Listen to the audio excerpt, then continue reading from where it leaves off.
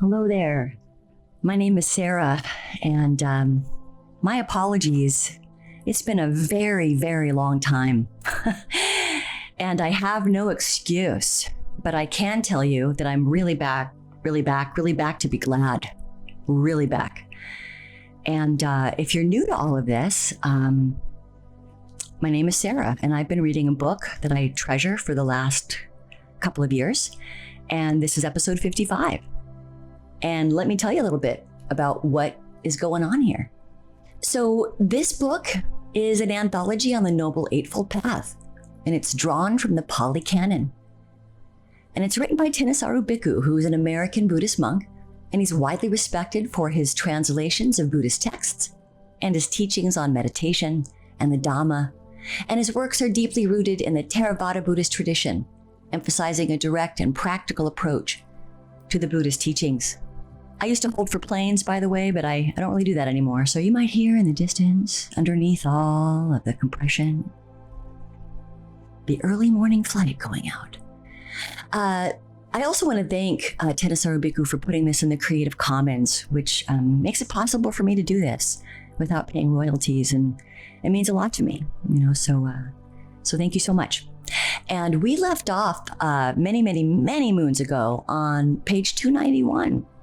And so right now we are splat in the middle of chapter, I think it's chapter 4. Oh dear, I think it's chapter 4. I would recommend if you're new, I don't really do a review in each episode, a recap. So you might just want to go back to the previous episode and maybe listen to the last 5 or 10 minutes if you're genuinely interested in what I'm doing here. That might help you. Okay, so here we are, and we are picking up right kind of towards the bottom, really, of page 291. I'd say it's the last sutta there, Sutta 166. And actually, before I do that, just briefly a little bit about me. It's really important that you know that I am not a nun. I'm not ordained. I am a very earnest lay practitioner in the West. And although I have had a lot of exposure to the Dharma through teachers, I am not one of those teachers. And so I would really not look to me. I would really recommend, if you're really serious about Buddhism, to really go and explore just the rich history and traditions, because there's a lot of different kinds of Buddhism out there. Theravāda is considered one of the oldest, in addition to another that I can't recall right now. My apologies. As I said, I am not a scholar. I also want to let you know that I do use AI, and we get into it. We get into these fisticuffs, robot and I. And if you don't like that, I get it. I have my feelings about AI change every 5 minutes. That's how I feel about AI, but that is what I'm doing. That is how I'm using it. And I'll be very, very transparent with you when I'm using it. Oftentimes, I'll even read verbatim what robot has to say and talk to you about the kinds of arguments that I get into. And yes, they're usually arguments with robot. So important for you to know. Okay, so here we are. We're gonna get right into Sutta 166 at the bottom of page 291. Telling lies, when indulged in, developed, and pursued, is something that leads to hell, leads to rebirth as a common animal, leads to the realm of the hungry ghosts. The slightest of all the results coming from telling lies is that when one becomes a human being, it leads to being falsely accused. Divisive speech, when indulged in, developed, and pursued, is something that leads to hell, leads to rebirth as a common animal, leads to the realm of the hungry ghosts. The slightest of all the results coming from divisive speech is that when one becomes a human being, it leads to the breaking of one's friendships. Harsh speech, when indulged in, developed, and pursued, is something that leads to hell, leads to rebirth as a common animal, leads to the realm of the hungry ghosts. The slightest of all the results coming from harsh speech is that when one becomes a human being, it leads to unappealing sounds, idle chatter. When indulged in, developed, and pursued, is something that leads to hell, leads to rebirth as a common animal, leads to the realm of the hungry ghosts. The slightest of all the results coming from idle chatter is that when one becomes a human being, it leads to words that aren't worth taking to heart. And that comes from AN 8:40. And then here on the same line, it says, and it's that symbol. It almost looks like two S's. I'll find out more information about that. 167. Venerable Vangisa, I hope I said that right. So now it looks like Venerable Vangisa, which again, sorry if I mispronounced that, we're now hearing straight from him. Speak only the speech that neither torments self nor does harm to others. That speech is truly well spoken. Speak only endearing speech, speech that is welcomed. Speech when it brings no evil to others is pleasant. Truth, indeed, is deathless speech. This is a primeval principle. The goal and the Dhamma, so say the calm, are firmly established on truth. The speech the awakened one speaks, for attaining unbinding, rest, for making an end to the mass of stress. That is the speech unsurpassed. And that comes from SN 3:3. So there is a lot to unpack there, I realize, for me as well. So I am going to go now and visit the robot, and I'll be back in just a few moments. It's going to be way more than a few moments, but it will feel like a few moments for you. So I'll be right back, and yeah, let's do some unpacking. So this is just absolutely delicious, and if there's anybody here that's listening to this who is naturally more secular as I am, and again, if you listen to previous episodes, then you're really clear about, where my positioning is. This might be really difficult and almost adversarial to how we might think about the world. It's very clear, right? We can't ignore the cosmology that's here. These four kinds of divisive speech and the comic response to each. And not mincing words here, right? This is pure cosmology. If we lie, at the very worst, if we lie, or if we use divisive speech, harsh speech, idle chatter, at the very worst, we come back in a lower form. Rebirth in hell, or as a common animal, or as a hungry ghost. Again, so you're probably wondering, dude, Sarah, if you're secular, and I don't really like the word secular either. I don't, again, you can go back and listen to other episodes about my feelings about what it is, what it all is. So I won't repeat it here, but I will say that here I am in this life, it's 2026, and I really, my natural kind of logos-oriented mind really needs to look at these through the lens of, shall we call it, insta-karma, for lack of a better word. So I just want to be really clear, that yes, there's a lot of cosmology here, but also, if we can consider the context, it was well over 2,500 years ago. And there are plenty of religions today that absolutely still believe in these ideas, right? So if we can just kind of, maybe, I don't want to use the word set aside. I don't like to set aside anything. Buddhism has in fact been, passed to the West in the game of telephone for thousands of years. I don't want to be yet another person to, try to westernize it. So I don't like to, quote unquote, leave anything if I can help it. I try to just make space for it in my mind. But for the sake of this podcast, the lightest result that this sutta is warning us about, I've seen for myself in my actual lived life. All 54 years of it. That's right, now you know how old I am. And again, I have a naturally logical mind. And so for me, it's very, it's very logical. Oh, wow. When I behave this way, this is what happens. So what happens for me? Well, the first thing I want to say is that guilty as charged. We are now in a pocket here of right speech that downright makes me uncomfortable, because I know how often I have used harsh speech. That's usually the one I have to be mindful about. And divisive speech when I am exhausted or feel unresourced. I can slip into divisive speech, and when I know or I observe that I'm doing that, I know that something's got to give, something's got to change. Obviously me, I have to take some kind of action. Now, if we're behaving in this way and we're not aware of it, I could see how someone listening to this would say, well, this just isn't fair, because if someone's unaware that they're doing it. I quite agree.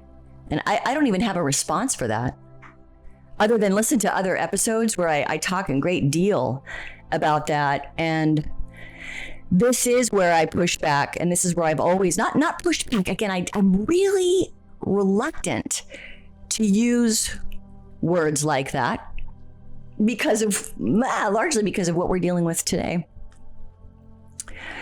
where Buddhism is a very hard reach for me, is in that particular arena. We can't know what we don't know, what we don't know, what we don't know. But that's why I think that the cosmology, or I should say beyond the cosmology in this sutta alone, are very practical explanations for what can happen, that I think many of us, if we're honest with ourselves, and we can notice when we have engaged in lying, when we have engaged in divisive speech, when we have engaged in harsh speech, when we have engaged in idle chatter, which means gossip, basically gossip. If we're really paying attention and we're practicing, right? Because in Buddhism, we practice, we meditate every day, or at least that's most Buddhists meditate every day. And you start to kind of, and again, I'm just telling you what the tradition has been. So you meditate, you sit your butt down and you meditate. I meditate every day. I hope you meditate every day. If you're serious about Buddhism, you need to meditate every day. And part of that, is also in community, and community is kind of overblown. The West is kind of overblown the concept of community in Buddhism, like quite a bit, actually. Yeah, there's it plays a pivotal role, but a lesser role in the old-timey Buddhism. But yeah, having a trusted friend or a trusted group, trusted meaning that perhaps you're on that same spiritual path together. That way, when you do engage in something like that, they will tell you. And, I had a friend like that. Alas, I needed to kind of let that friendship go. But there is still so much love there, just radical love. And this is someone who would do this for me. Yeah. Just being in community and being in a group of other people who are also pursuing the practice of Buddhism can, in and of itself, just the room itself, just the presence, listening to the Dharma in community can also really help keep me honest. Even if it's just, I don't want to even use the word just, so forgive me for that, for people who maybe can't get out and about. Online, in virtual reality, if that's something that you can do, however you can get that community, it can really help you to be accountable here. But I've seen this for myself. Would you like me to count the ways? I'm happy to, if it helps you. My precious. Yeah. So lying.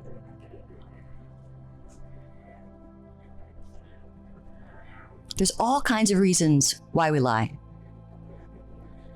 sometimes we lie. Sometimes I'm not going to use we. I'm not going to do that. I'm going to speak in first person. There's all kinds of reasons why I've lied in the past. And if I lie today, which, I really am pretty careful about that, and have been for a little while, but let me really think about this here. Have I ever really been a big liar? I've definitely lied.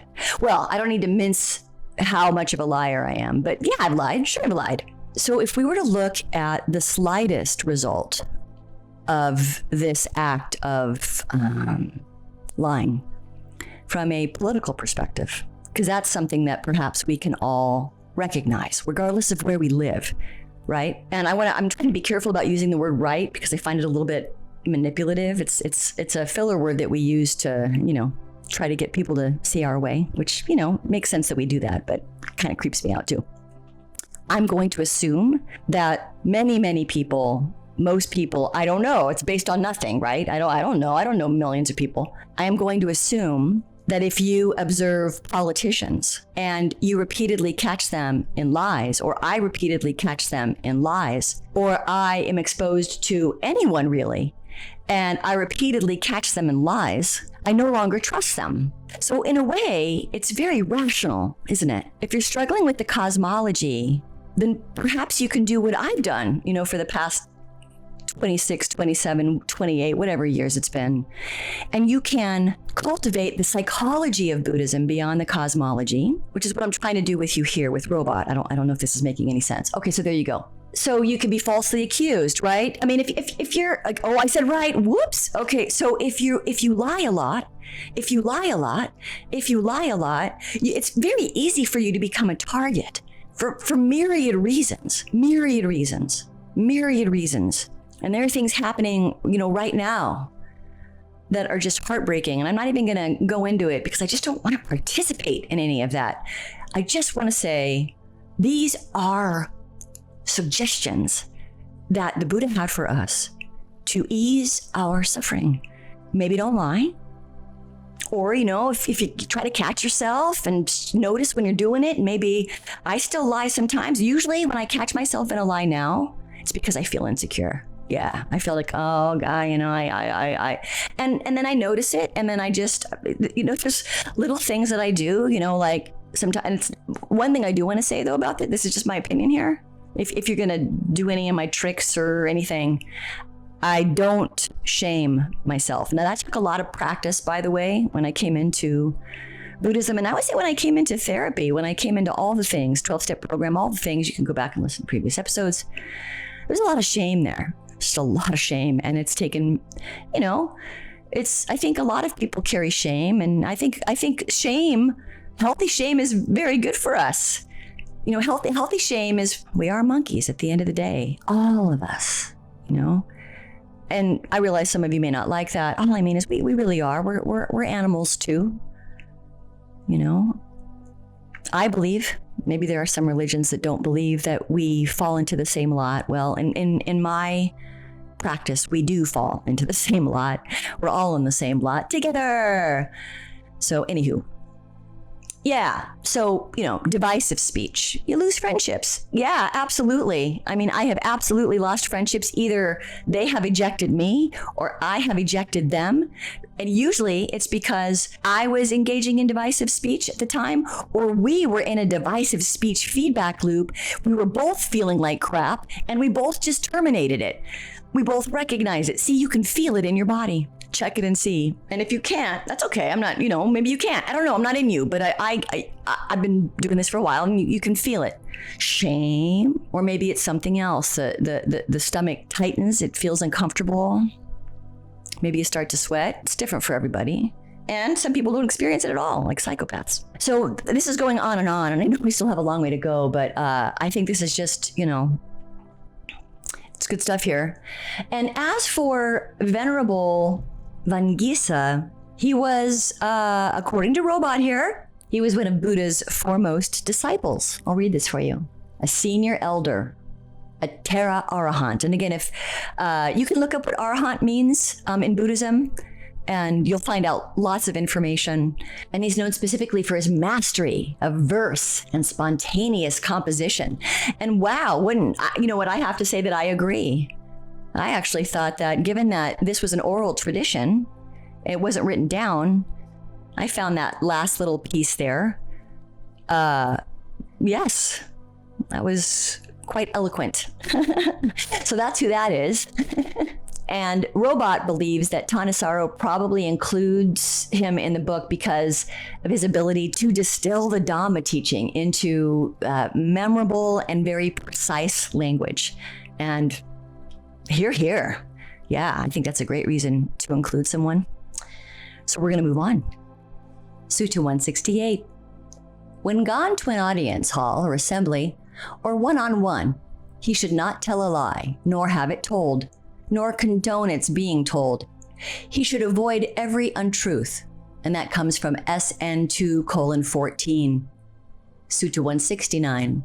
For the person who lies, who transgresses in this one thing, transcending concern for the world beyond, there's no evil not to be done.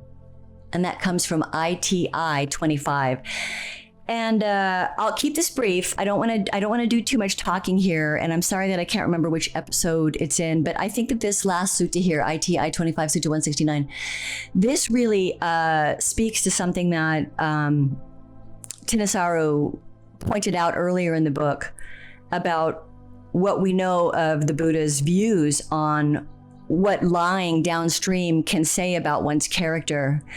And, you know, if one can capriciously commit to developing or cultivating a habit of lying, as is put right here, there's no evil not to be done. We can make excuses and reason and rationalize all kinds of behavior. We're really, really good at it. Again, Buddhism is, to my view, at its heart, it's human psychology. It's understanding human psychology.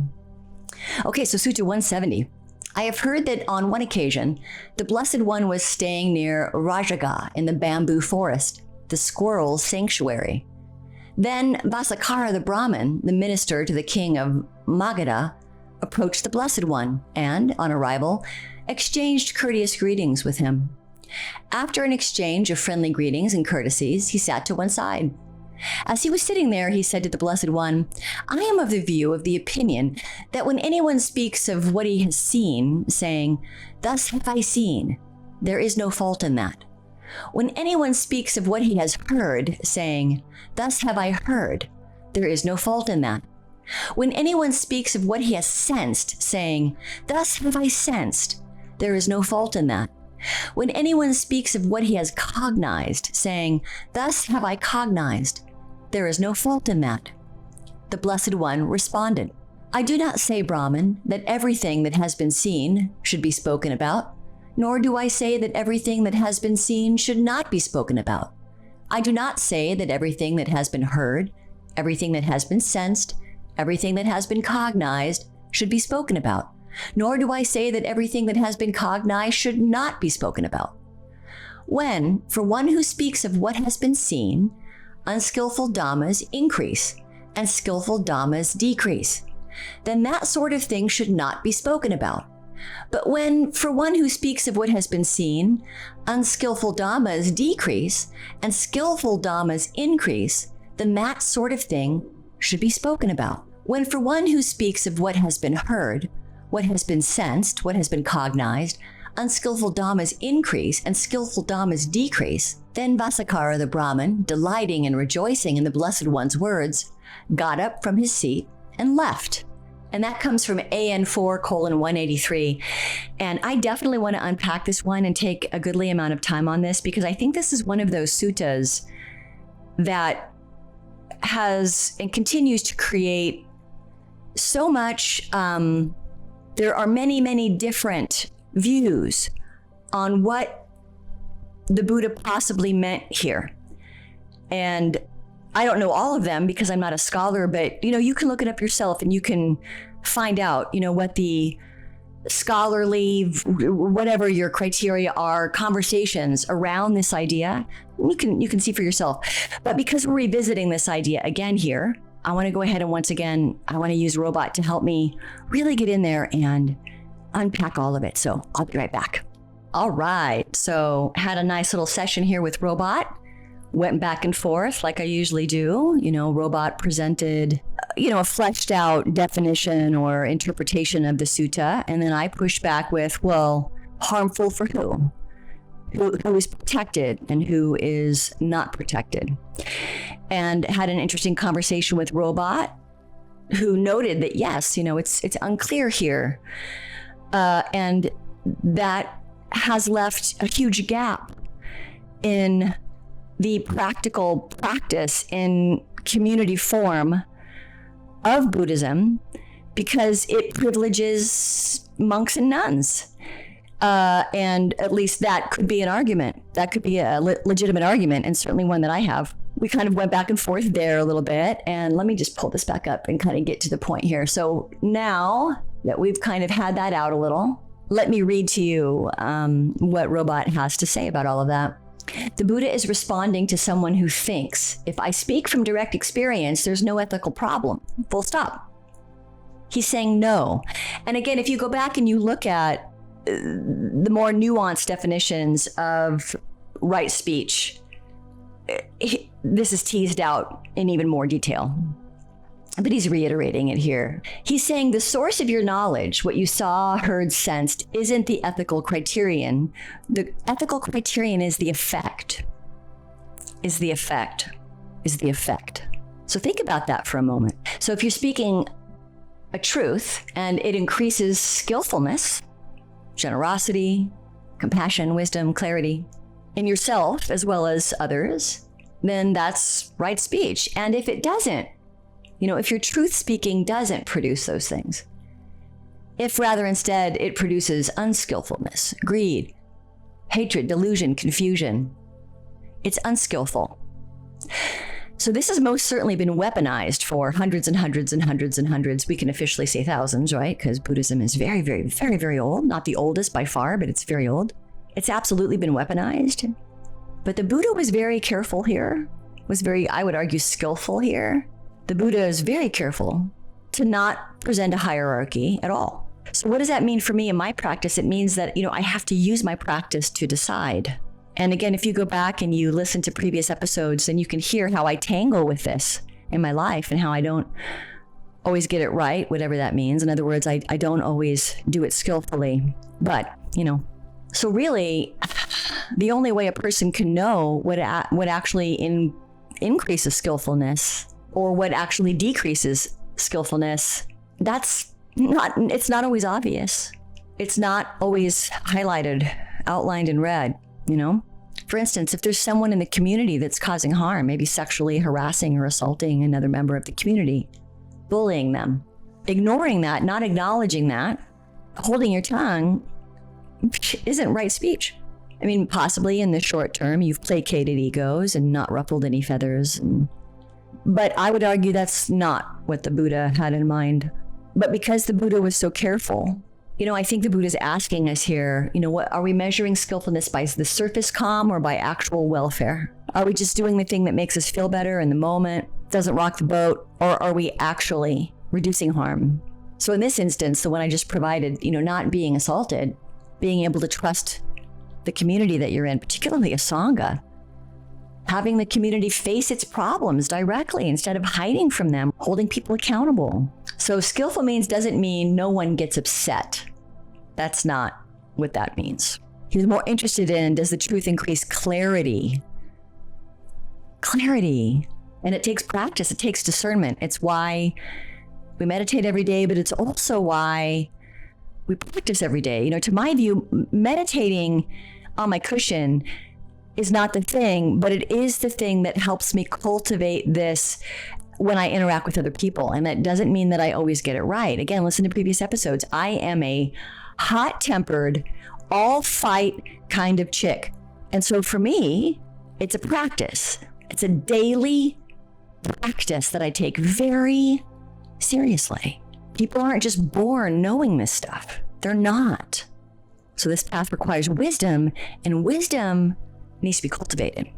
It's not just a given. It's not how it works. Can't be bought. So anywho, I'm going to keep on reading. Sutta 171. Citta, the householder, and then in brackets it says, to the junior monk, Venerable Isidatta, after the latter had answered a question that monks senior to him couldn't answer, Venerable Sir, where does Master Isidatta come from? I come from Avanti, householder. There is, Venerable Sir, a clansman from Avanti named Isidatta, an unseen friend of mine, who has gone forth. Have you ever seen him? Yes, householder. Where is he living now, Venerable Sir?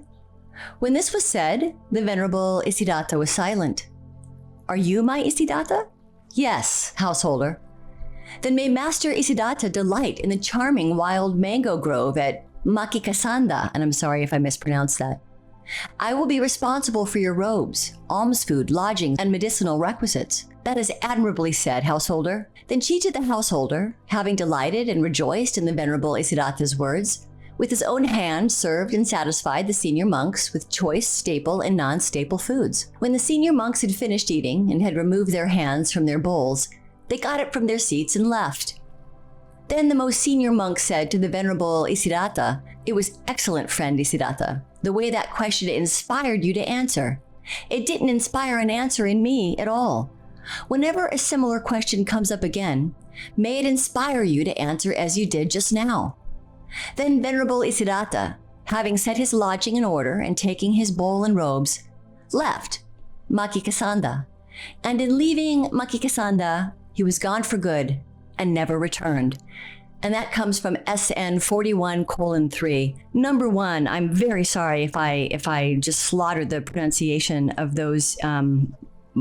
I feel probably are Indian words, so my apologies if I did. And number two, what a wonderful story. And again, I'm going to take a moment to really make sure that I penetrate it, that I understand it, with the help of Robot, who is trained on Buddhism, and then I'll come back and do my best. So stand by. Well, the first thing that I needed to do for myself anyway is just to make sure that I was really clear about what the social dynamic was between these three men. So I really needed to have a context, because it was clear that this was a lesson in what we've been exploring so far today already. Saying what is true, but not at the expense of causing harm, if you will. And so for me to be able to understand this as an example of it, I really needed to understand what was happening in the scene. And so I'll just read to you what Robot had to say. Robot calls this the social setup. Isidatta is a young monk, not very senior. He hasn't been practicing long, hasn't proven himself. In a monastic community, your rank matters. It determines where you sit, how you're treated, what respect you get. The senior monks are the guys who've been there forever. They're the leaders, the teachers. When a hard question comes up, they're supposed to have the answer.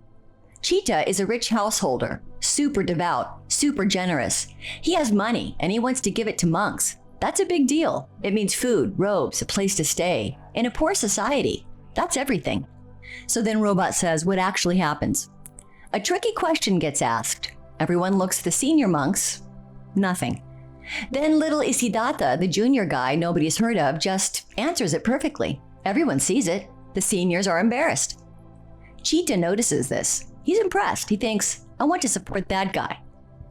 But then he also thinks, wait, Isidatta, isn't there a guy named Isidatta from my hometown, a friend of mine who became a monk? And he realizes that's the same person. So now Citta is excited. He wants to give Isidatta special treatment, lots of money, the best food, nice robes, a real gift. Why this is a problem? Here's the thing. If Citta does that, it destroys Isidatta, because the senior monks will see it. They'll think, oh, this kid got famous from one good answer, and now a rich guy is giving him special stuff. He's getting pampered, getting ahead of us. And in a monastic community, you live with these guys. You depend on them. They're your teachers, your brothers. If they resent you, your life becomes shit. That's right, Robot said shit, only because I cuss with Robot all the time. So if you follow the podcast, you'll know you're going to hear the F-bomb, the S-bomb, and quite possibly worse. Moving on, let me read that last part again. If they resent you, your life becomes shit. They'll ignore you. They won't help you. You're out. So Isidatta is in a bind. If he says, yes, I'm a Siddhartha, Citta gives him money and support, and the senior monks hate him. If he says, no, I'm not, he's lying.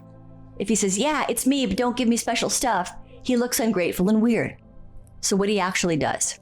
Citta asks, where is he living now? And Siddhartha stays silent. He doesn't answer. So again, kind of revisiting what we've just been looking at today, you know, this dynamic, that's the importance of wisdom, right? I said, right, that's the importance of intentionality. So he just doesn't say anything. He doesn't want to lie. So he has to say yes. But how clever he is, right? He doesn't want to lie, but here's what he does next. He doesn't sit around and relish and enjoy Citta's special gift for his buddy who he grew up with and is from his hometown. He packs his stuff and he leaves. So he doesn't compromise his integrity here. He doesn't lie. And he chooses to remove himself from the situation entirely to avoid causing harm. That egoic dynamic that can happen in social groups that create hierarchies. So here's what Robot has to say, and I love this. I think it's a great place to leave it, and then I'll get back to reading. This is exactly what I have here on my screen. So why this matters. The point isn't stay quiet and everything will be fine. The point is Siddhartha uses silence strategically to avoid creating a problem. But when silence doesn't work, he tells the truth and he leaves rather than stay and watch the damage happen. So he's not a victim, he's not passive. He's very, very active. Again, if you go back and you revisit earlier chapters or you investigate Buddhism for yourself at all in any real, meaningful way, then you'll see that this is absolutely a path of action. Right speech, right resolve, right effort leads to right action. Yeah, so what a great story. Wow, I really love that. I really enjoyed that. Having said that, again, I see the paradox here. Given what I just talked about, and the example that I gave about sexual misconduct in a Sangha was the example that I gave. And again, I have no answer here, and I don't really know that. And again, I'm not a scholar, so please don't look to me for myself. I don't know, or I don't know what Buddha, if anything, directly had to say. I'm not a scholar, but what I see in the Theravāda branch is very much psychological, is very much suggestions and recommendations. And in this instance, I think it is a remarkable example of working with human psychology and social psychology.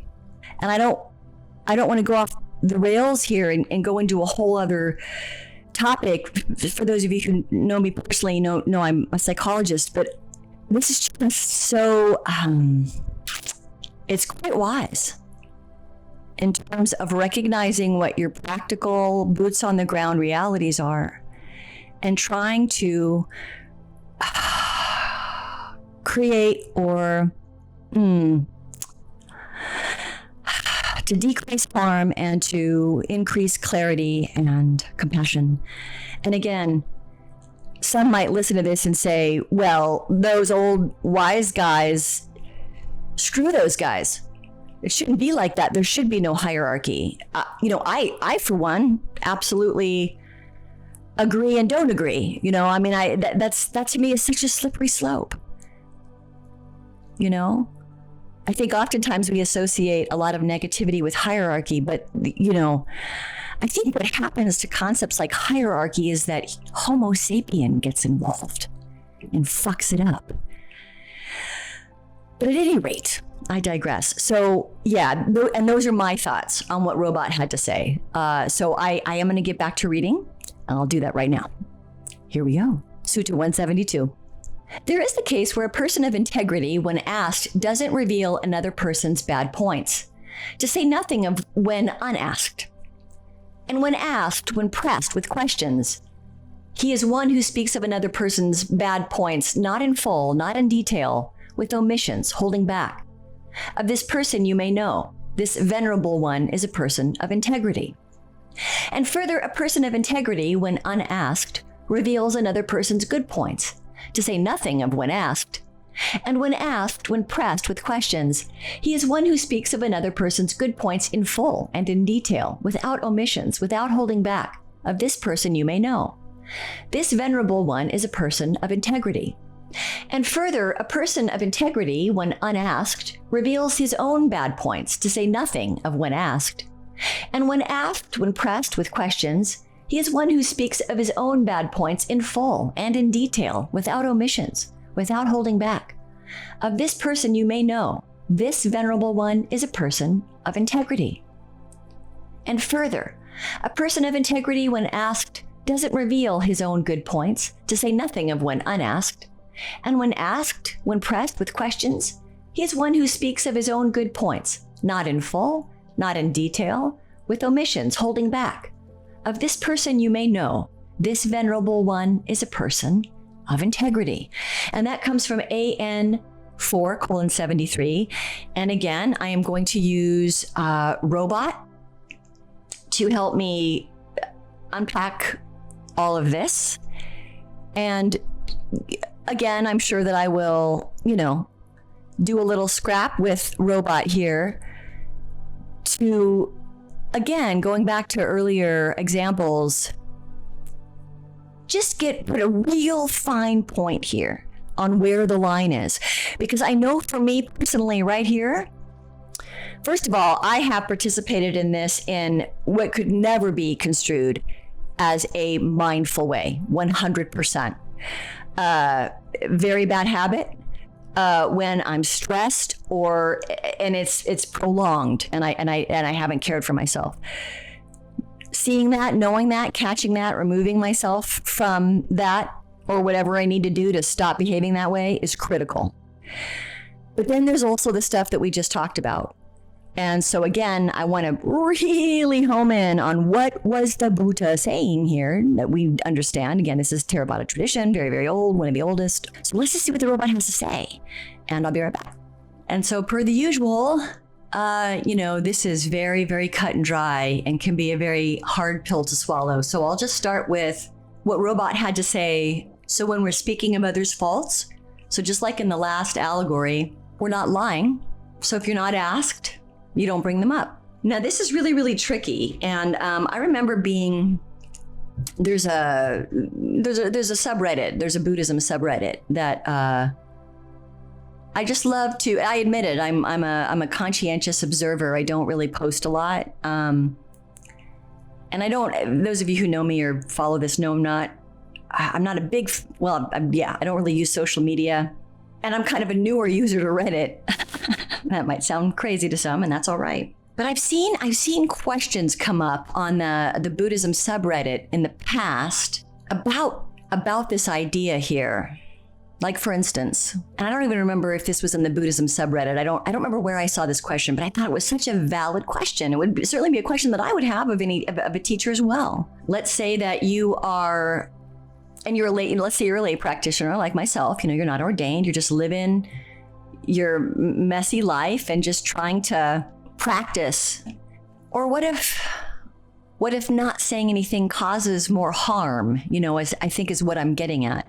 And I think it's a really valid question. And I had that same question for Robot. So before I continue, I'll just tell you what Robot had to say about that.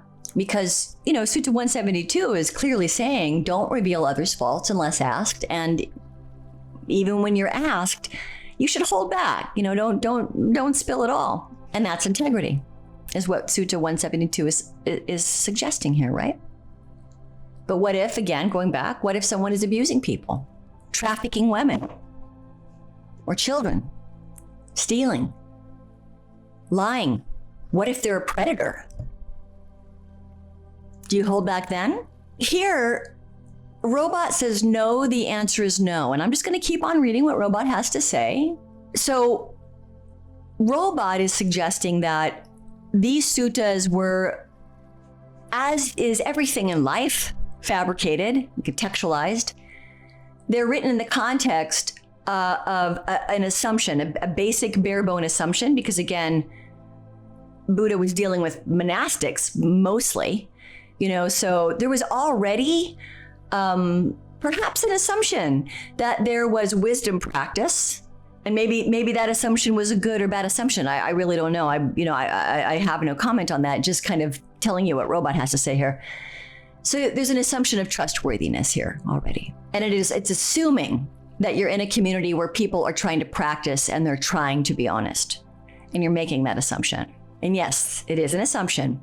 And so Robot would suggest, and it's really, you can go back and you can hear about my past and all about it, but I wouldn't still be sticking with Buddhism all these over 2 decades later if it didn't make sense for me. If there weren't like all kinds of holes that I could shoot into it, and I couldn't still find wisdom that would sate what the logos that I require. And you know, I welcome you that if you think my logo, well, I don't welcome you. I actually keep my comments closed because comments are a sense gate that I protect. I realize that not everybody's into that, and that's okay. I get it. You might really want to comment here and right on, you know, that's cool. But yeah, this is kind of like my diary, and you don't get to comment on my diary, but you can not listen if you don't like it. There is that. Yeah, I'm a little bit of a hard ass. Sense gates are important. Yeah, this is not a community project, although I greatly appreciate community projects, 100%. But getting back to this here, so this is the assumption going in. But my understanding with Buddhism is that underpinning all of these ideas, these concepts for living in the world, these rites, underpinning all of the Eightfold Path, underpinning all of it is this basic central through line, this first principle, if you will, of non-harm. And that's beneath everything. It comes first. And, you know, the Robot acknowledges what many people acknowledge with any, you know, wisdom teaching, that there are gaps, there are huge gaps. To my view, the question isn't, do we throw the baby out with the bathwater? The question is more about, well, what do we do with the gaps? How are we treating the gaps? I treat them very imperfectly, but I do try to do my best. You know, I really do try to do my best with how I work with those gaps. You may disagree if you've listened to the full 50, now 5 episodes, but yeah. So here's another gap. They're making a lot of assumptions here. They're assuming that most people are, in fact, trying. They're making assumptions that the community actually has structures to address serious misconduct. That's an assumption. There's an assumption that the leaders are basically trustworthy. That is, in fact, an assumption, inherently. And so, yes, that is a gap, you know. To my view, since everything in Buddhism is about shining the light and is psychology, this is just a great modern day example of, so how do we work with this? How do I work with this as if you feel comfortable with the word, I whatever, words are weird. I'll say secular, but doesn't quite accurately describe me. But, you know, I am a very earnest Buddhist. And so all I can do with these gaps, and I think all that any wisdom tradition, regardless of the tradition, can do with the gaps is hopefully they all have the first principle of non-harm. That's my hope. That's just my opinion. That's my hope. And to not turn away from the gaps. You know, I think that's a part of facilitating non-harm. Yeah.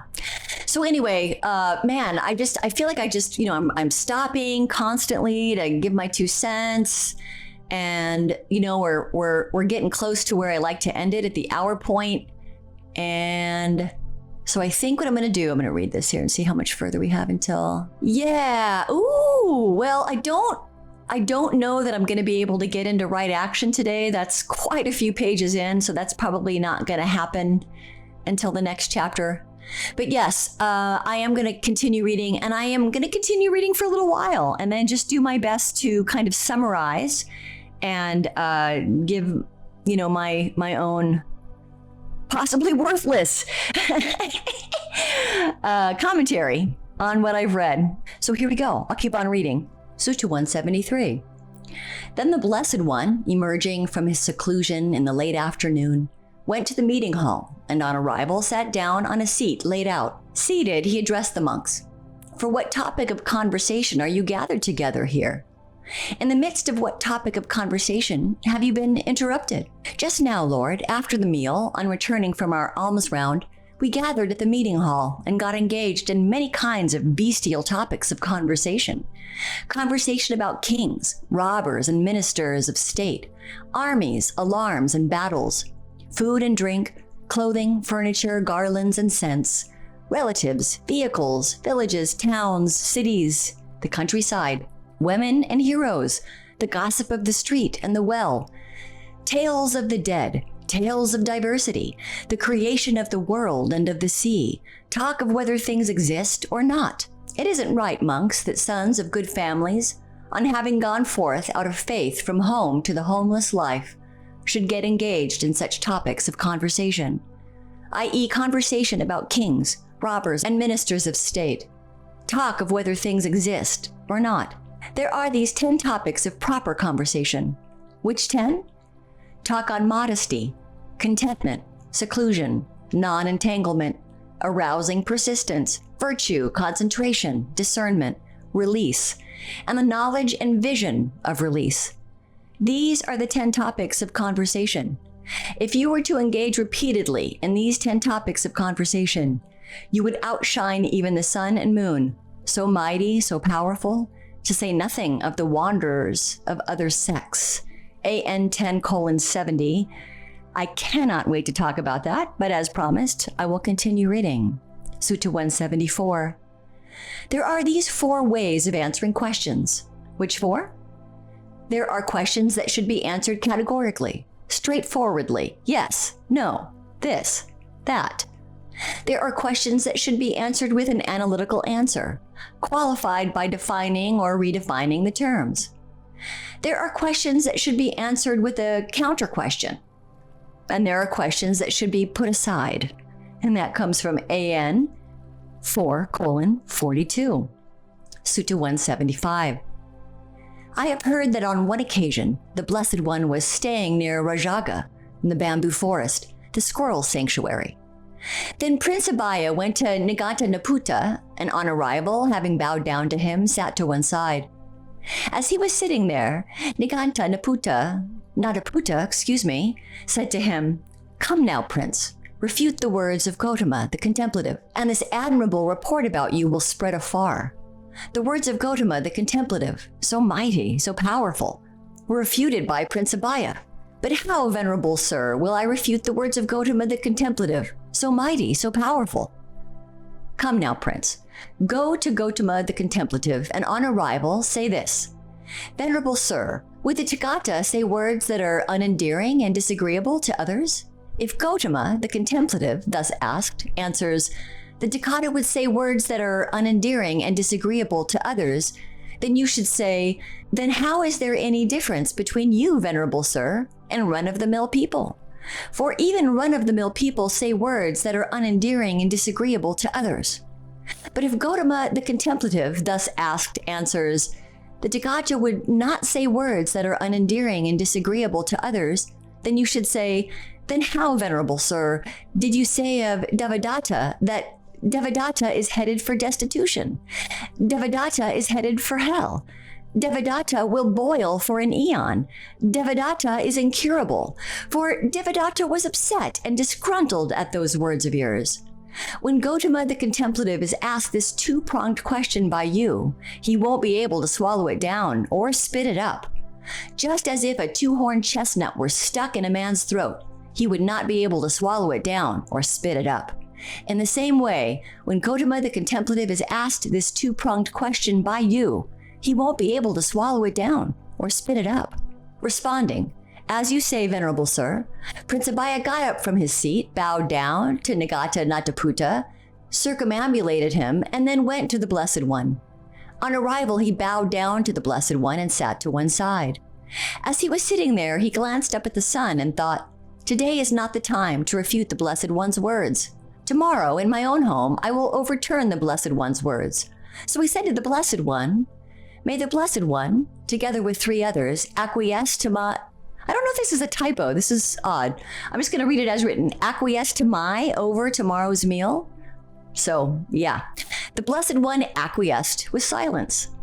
Then Prince Abhaya, understanding the Blessed One's acquiescence, got up from his seat, bowed down to the Blessed One, circumambulated him, and left.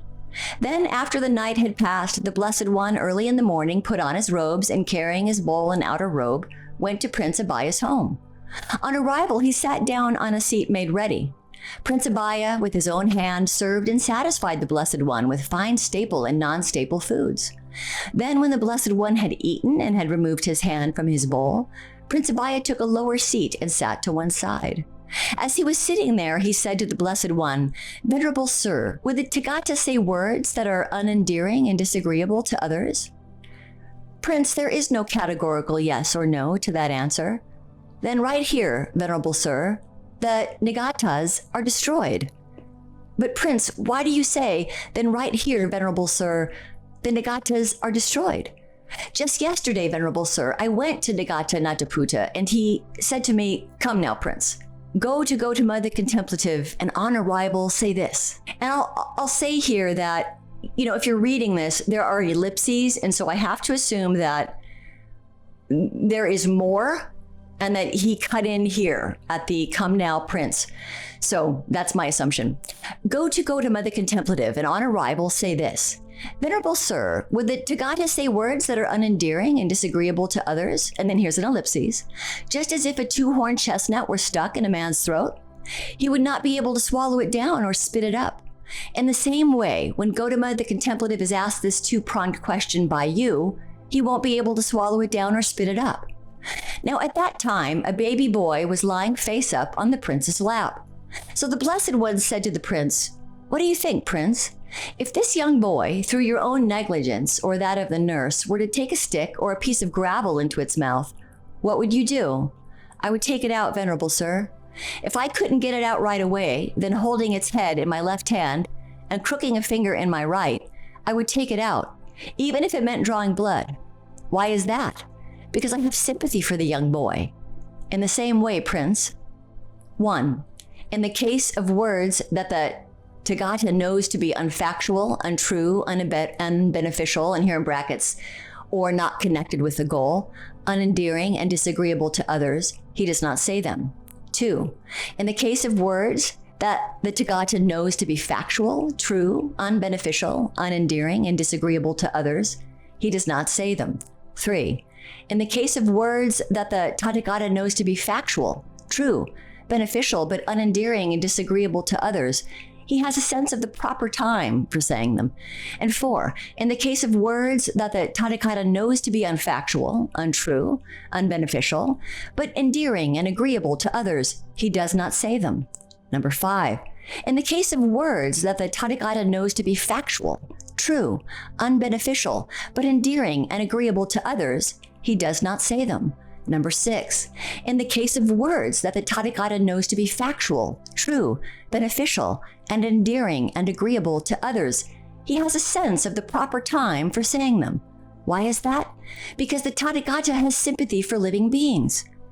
Venerable Sir, when wise nobles or Brahmins, householders or contemplatives, having formulated questions, come to the Tathagata and ask him, does this line of reasoning appear to his awareness beforehand? If those who approach me ask this, I, thus asked, will answer in this way. Or does the Tathagata come up with the answer on the spot? In that case, Prince, I will ask you a counter question. Answer as you see fit. What do you think?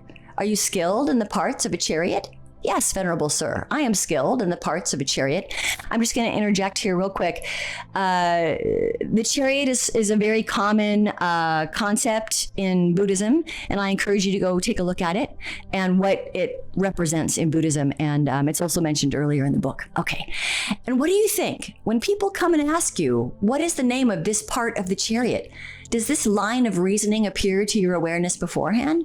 If those who approach me ask this, I, thus asked, will answer in this way. Or do you come up with the answer on the spot? Venerable Sir, I am renowned for being skilled in the parts of a chariot. All the parts of a chariot are well known to me. I come up with the answer on the spot. In the same way, Prince, when wise nobles or Brahmins, householders, or contemplatives, having formulated questions, come to the Tathagata and ask him, he comes up with the answer on the spot. Why is that? Because the property of the Dhamma is thoroughly penetrated by the Tathagata. From his thorough penetration of the property of the Dhamma, he comes up with the answer on the spot. When this was said, Prince Abhaya said to the Blessed One, "Magnificent, Venerable Sir, magnificent," just as if he were to place upright what was overturned, to reveal what was hidden, to show the way to one who was lost, or to carry a lamp into the dark so that those with eyes could see forms. In the same way has the Blessed One, through many lines of reasoning, made the Dhamma clear. I go to the Blessed One for refuge, to the Dhamma and to the Sangha of monks. May the Blessed One remember me as a lay follower who has gone to him for refuge from this day forward for life. And that comes from MN 58. And I think that's a really great place to leave the reading. And so now I'm going to go back to Robot and once again, work with Robot on penetrating this text here. And I really do encourage you to find out a little bit about the chariot. And I think it will help you greatly in understanding this, regardless of what Robot comes up with. Okay, I'll be right back. Okay, I'm back. And we're already over the hour, so I'm going to keep this brief. And hopefully it will be enough to serve your interests. Here we go. So Sutta 173, where he's talking to the monks about what they're conversing about, and they go on to tell him that they're conversing about what most of us converse about every day, or what we watch on TV every day, if we were taking those. And his response is a reprimand. That's not what we're thinking about here. We're thinking about the following. And he goes into what he considers, what the Buddha says are the 10 proper topics of conversation for monks. Again, this is really important. Remember that the Buddha was primarily teaching and training monks, monastics, not lay people. But again, I want to reiterate that although I am not a nun, I still, I still see clearly in my own lay life how when I take this idea seriously, it matters. And I'll talk more about that in a little bit, because all of these are kind of getting on to the same idea.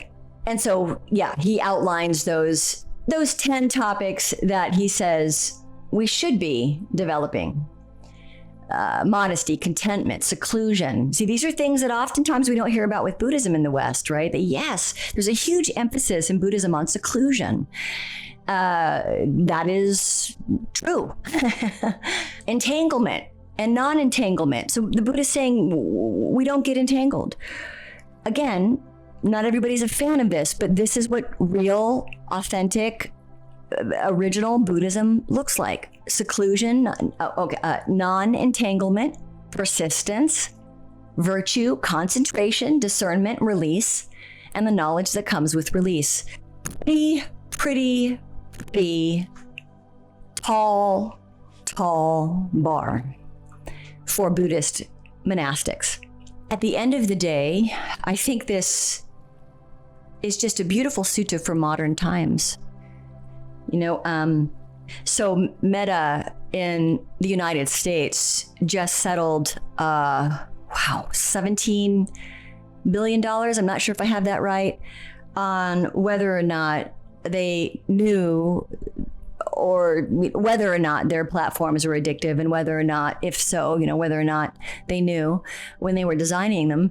And, there's been ongoing debate. There will continue to be ongoing debate. And some will say there's not enough evidence, and others will say there is an abundance of evidence. And I myself am a psychologist and believe that there is an abundance of evidence. Again, it's such a complicated topic, but I think what it comes down to is what this sutta is getting at is this is about what we feed our mind. And this is why Buddha was reprimanding his monks. Because what the thinker thinks, the prover proves. Everything that we're dwelling on, we're practicing in. We're shining it up more. And that's just kind of a given in Buddhism, that we recognize this fundamentally to be true. So that's kind of what's going on with Sutta 173, from my understanding.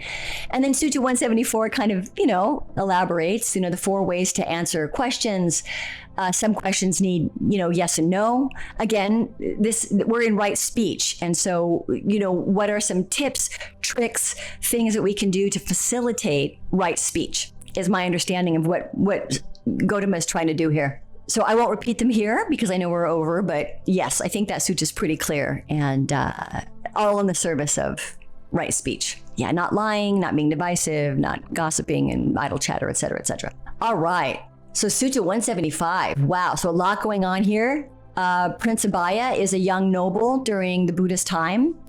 Nigata Nataputta is the leader of the Jains. And again, I'm not sure if I'm saying that correctly, but this is again something that might be really useful for you. And I'm not going to get into it here, nor am I an expert here in any of this. And so I'm not going to go there, but I will say that during the Buddhist time, there was another school, if you will, that was contemplating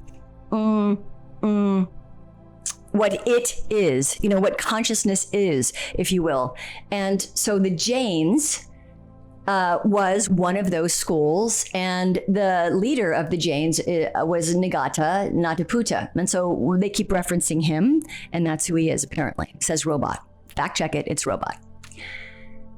And again, so this is basically the Buddha's, kind of his competition, which I really shouldn't be putting next to the Buddha, but trying to keep it modern. You know what I'm saying? And so this is a story of the Jains, the sect of the Jain sect, sending Prince Abhaya with, a gotcha question. He's saying, he can't answer this one. He can't spit that one up or swallow it down. So in other words, he's not gonna be able to answer this. We've got an argument to shoot him out of the water no matter how he responds. So the gotcha question is, does the Tathagata say words that are unendearing and disagreeable? And you'll see that word a lot, Tathagata, which, so sorry, I'm pronouncing this wrong here, I think. So my apologies if I am. Tathagata, maybe that's how you say it. But that word, that Pāli word, I believe it's a Pāli word, I'm not even sure of that, so just look that up. Literally means one who has gone thus, or one who has become authentic, one who has become awakened, an epithet for the Buddha, some would say, fully awakened Homo sapien. Okay, so there's that part of it, says Robot. And yes, there you go. So you might see that word around, and my understanding also is that that's what that means. And so he goes forward with this trap, this idea here, can an awakened person say words that are unendearing and disagreeable? Can't win it. If he says yes, then the Jains can say, so you're no different from anybody else. What makes you so special? What makes you worthy of being called teacher or awakened one or Buddha? And if he says no, then they'll point to harsh things that he said in the past. And here they're referencing someone named Devadatta. And Devadatta, again, fact check this, I'm using robot. Devadatta, robot's correcting me. So again, I'm not sure what the right answer is there. Apparently, according to the robot, was Buddha's cousin. And apparently he was a rival and a critic within the monastic community. Oh, how very, very interesting. Do tell. He was ordained as a monk. I'm just going to read to you verbatim what Robot says. And again, I really encourage you to remember that this is me, a lay Western white chick, and a robot. So don't use me as any kind of scholarly, legitimate reference to Buddhism. But this book is legitimate. I'll tell you that. I'm not, but this book is. And Ṭhānissaro Bhikkhu is quite legitimate. So I don't mean don't take the book seriously, but I wouldn't necessarily say you have to take me seriously. All right. So Devadatta was ordained as a monk. He had big ambitions, however, which is not something that typically one would want to go into a monastic life choosing to cultivate. Kind of defeats the whole purpose of monasticism in Buddhism. He wanted power and influence in the Sangha. Once again, runs completely counter to the nature of Buddhism. And so apparently, as the story goes here, according to the robot, when the Buddha wouldn't hand over authority to his cousin, he tried to establish his own order with even stricter rules, more authoritarian rules, and even tried to take leadership from Buddha. So that's where apparently he made some pretty harsh statements about his cousin and his behavior. And we kind of just talked about this, right? About, well, when is the right time to be harsh? And the Buddha says, well, you've got to determine when the right time is. he further asks, well, how do you know when the right time is? And I love this because this is really the crux of why Buddhism is considered a transmission religion. In other words, the texts are actually quite important, and the teaching and the practice and the very real lived practice of monasticism in those teachings, they are transmuted to students. And that's critical and key and foundational in Buddhism. And so this is kind of reiterating that and bringing that home here. So the Buddha just basically says that to him. He says, look, you got a kid in your lap right now. Now, if you believe that someone's behavior, knowingly, intentionally trying to split apart a community, knowingly and intentionally creating havoc, creating problems, creating strife because you want control and you want power, if you thought that that was going to lead you to a lower birth, and you really, really, really had compassion for that individual, then you would take harsher measures. And so the analogy that Buddha draws on here is, hey man, if your kid was choking on gravel, what would you do to keep your kid alive? Well, man, I'd stick my finger in there and pull the shit out. And so that's what Buddha's saying here. His behavior is going to lead to lower birth. He's causing harm. He's knowingly causing harm. And so I called him out, and I make, and he didn't try to sugarcoat it. He didn't try to make excuses for it. He explained why he did it, and he stood by it. Right speech and action, true, helpful, and yes, sometimes harsh. So I think that's a really great place to leave it. I know I've sent us way over, and I just want to say thank you so much for listening if you stuck all the way through. And I'm not going to make any promises, but I am going to try to get back to this at a somewhat regular pace, which means probably like once a month. And if I get a wild hair, it'll be more often. But again, thank you so much for listening. I appreciate it. And I'm sending you well wishes, whoever you are, wherever you are, whatever you are. May you be happy. May you be at peace.